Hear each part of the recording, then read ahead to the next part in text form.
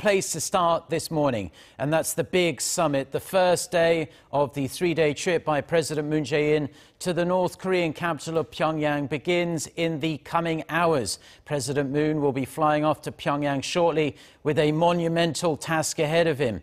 We are going to get the latest from the main press center at the Dongdaemun Design Plaza, where our Shin Se-min joins us live. So, Se-min, give us a rundown of the president's schedule.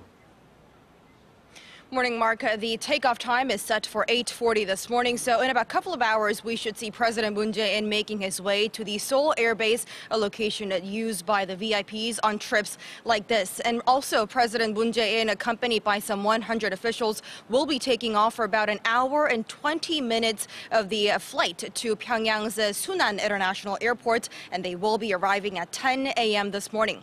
Mark, and as for the live broadcasting the event, we have no guarantees we'll be able to see the welcoming event in Pyongyang, but we should be able to follow the president making his way to the airport here in Seoul. And so we don't know whether the first meet and greet by the leaders in the North Korean capital will be at the airport, so we should keep a close eye on it. And over the next 3 days, the leaders are likely to have at least 2 meetings, and their first round of meeting will take place today right after a luncheon. It's quite a contrast to the previous Pyongyang summits in 2000 and 2007, where the leaders first held their meeting on day 2 after being greeted by high-ranking North Korean official, but not then North Korean leader Kim Jong-il himself. Mark?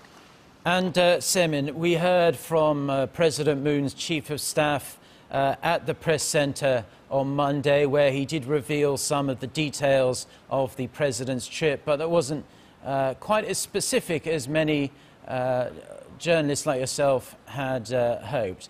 Do we know where the leaders will be holding their first round of summit talks in Pyongyang?